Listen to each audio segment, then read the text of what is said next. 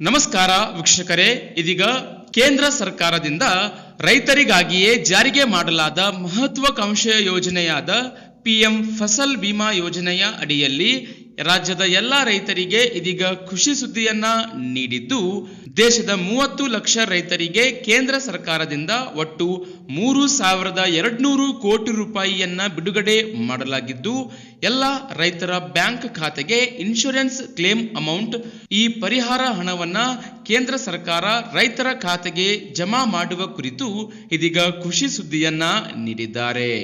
S ವೀಕ್ಷಕರೇ, ಕೇಂದ್ರ ಕೃಷಿ ಸಚಿವ ಶಿವರಾಜ್ ಸಿಂಗ್ ಚೌಹಾಣ್ ಅವರು ಅಧಿಕೃತವಾಗಿ ಇಂದು 30 ಲಕ್ಷ ರೈತರ ಬ್ಯಾಂಕ್ ಖಾತೆಗಳಿಗೆ ಒಟ್ಟು 3,200 ಕೋಟಿ ರೂಪಾಯಿ ಹಣವನ್ನ ವರ್ಗಾವಣೆ ಮಾಡಿದ್ದಾರೆ. ಹೌದು, ಪಿಎಂ ಫಸಲ್ ಬಿಮಾ ಯೋಜನೆಯ ಅಡಿ ಹೊಸ ಮಾದರಿ ಕ್ಲೇಮ್ ಸೆಟಲ್ಮೆಂಟ್ ಸಿಸ್ಟಮ್ ಅನ್ನು ಇದೀಗ ರೂಪಿಸಲಾಗುತ್ತಿದ್ದು, ರೈತರ ಬೆಳೆ ನಷ್ಟಕ್ಕೆ ಆದಷ್ಟು ಶೀಘ್ರವೇ ಬೇಗ ಪರಿಹಾರ ಸಿಗಲಿದೆ.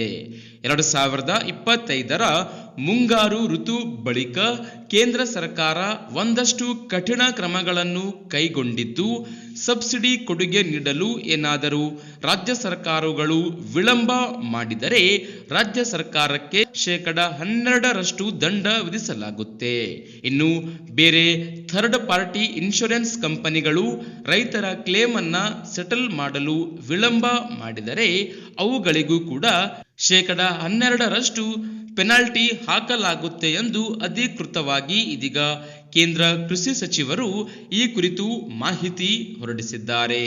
ಹೀಗಾಗಿ ಬರುವ 1 ವಾರಗಳಲ್ಲಿಯೇ ಎಲ್ಲ ರೈತರ ಬ್ಯಾಂಕ್ ಖಾತೆಗಳಿಗೆ ಕೇಂದ್ರ ಸರ್ಕಾರದ ಈ ಪಿಎಂ ಫಸಲ್ ಬಿಮಾ ಯೋಜನೆಯ ಅಡಿ ರೈತರ ಬ್ಯಾಂಕ್ ಖಾತೆಗಳಿಗೆ ನೇರವಾಗಿ ಡಿಬಿಟಿ ಡೈರೆಕ್ಟ್ ಬೆನಿಫಿಟ್ ಟ್ರಾನ್ಸ್ಫರ್ ಮೂಲಕ ಹಣವನ್ನ ರೈತರ ಖಾತೆಗೆ ಜಮಾ ಮಾಡಲಾಗುತ್ತೆ ಎಂದು ಅಧಿಕೃತ ಮಾಹಿತಿಯನ್ನ ಇದೀಗ ಕೇಂದ್ರ ಕೃಷಿ ಸಚಿವಾಲಯವು ಮಾಹಿತಿ ಪ್ರಕಟಿಸಿದೆ.